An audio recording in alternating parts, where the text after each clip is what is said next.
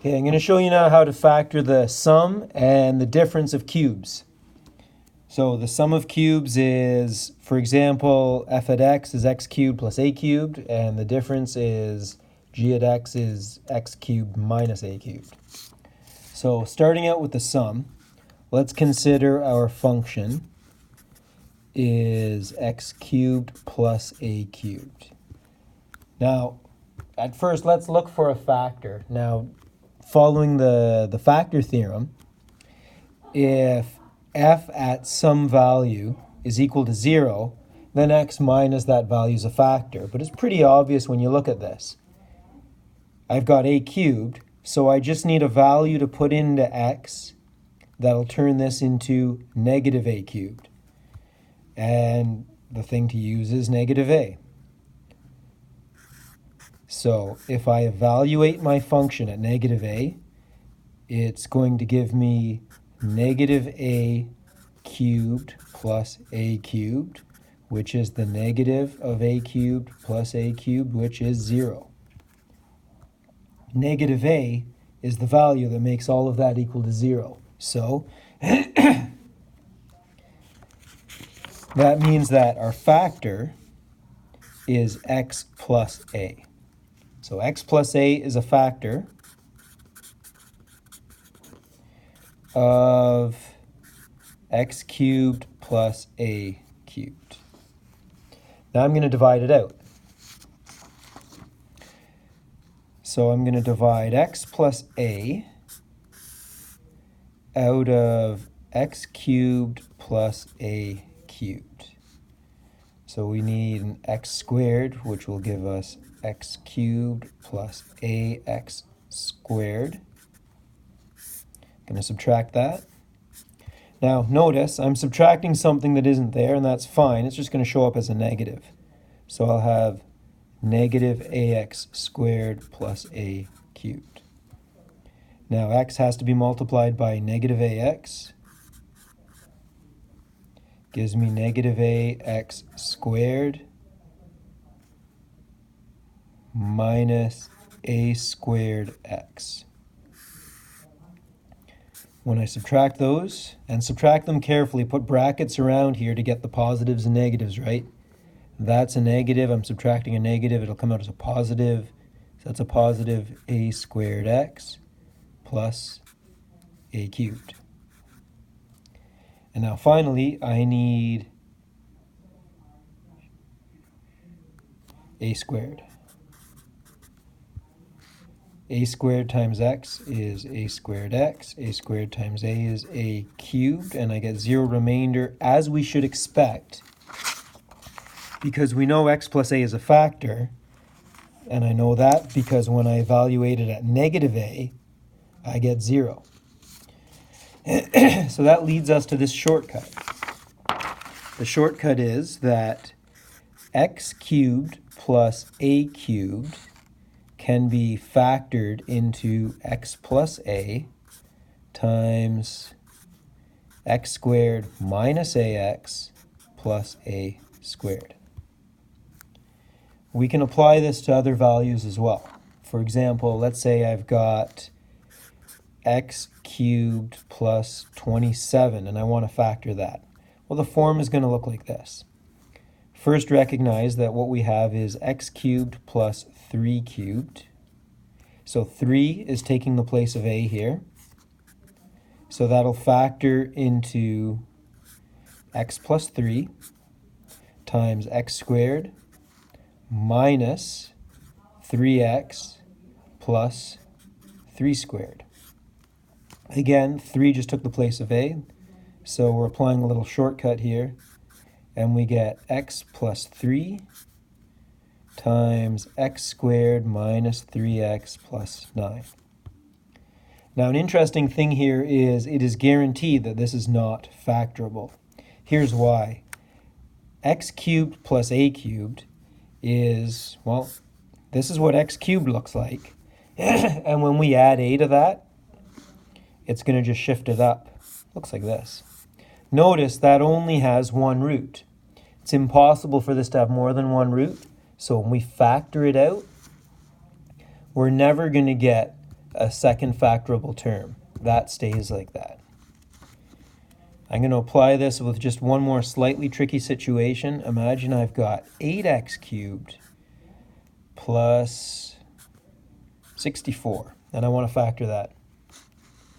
Well, 8x cubed is actually 2 cubed x cubed.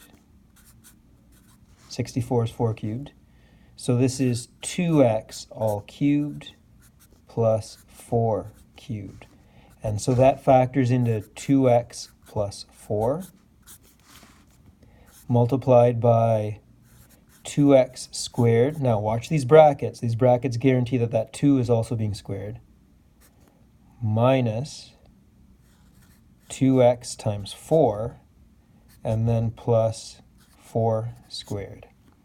So to simplify that, that is 2x plus 4 times 4x squared minus 8x plus 16.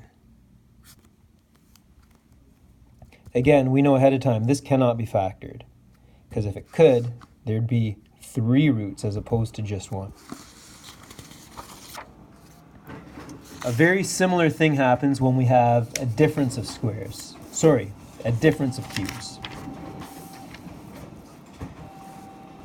So let's say I've got g at x is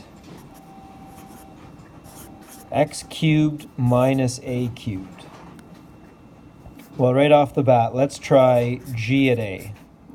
G at a is a cubed minus a cubed, which is 0. So if a makes all of that 0, that means x minus a is a factor. That's the factor remainder theorem kind of put together. So now I'm going to divide out my x cubed minus a cubed. That's going to give me x squared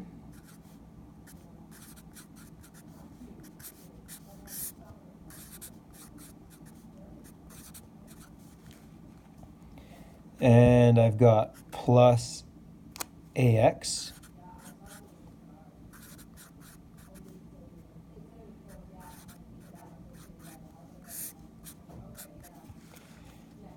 and then when we add them together, we've got a squared x minus a cubed. So I've got plus a squared. It's going to give me a squared x minus a cubed, bringing us to 0. So what this means is whenever you have a difference of cubes, so x cubed minus a cubed, that factors into x minus a times x squared plus ax plus a squared. This looks very similar to what you just learned when you factor the sum of cubes. You get x plus a, x squared minus ax plus a squared.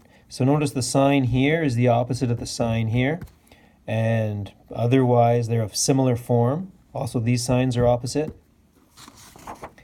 And we can get those formulae by using the factor theorem to determine our first factor and then dividing it out to get the other one.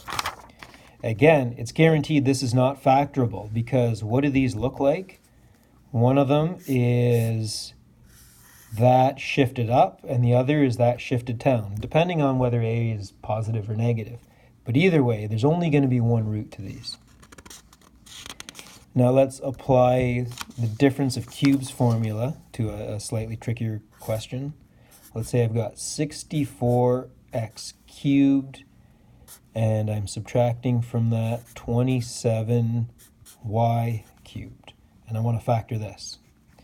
Well, this does appear to be a lot different from that, but actually we can make it similar.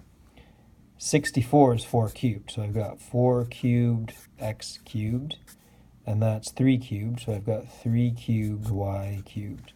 And now I can pull that exponent out.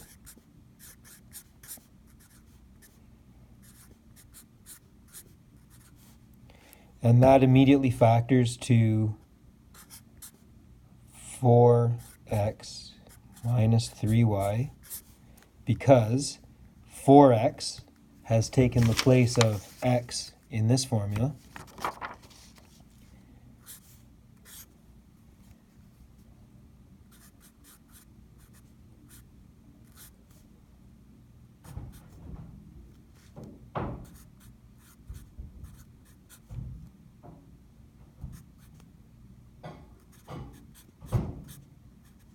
Now notice I put brackets around here to make sure that exponent is properly applied.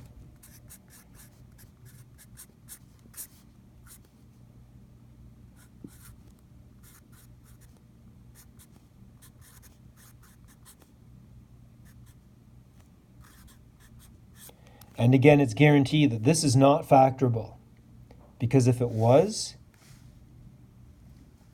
then something like this would have to cross the x-axis in 2 spots.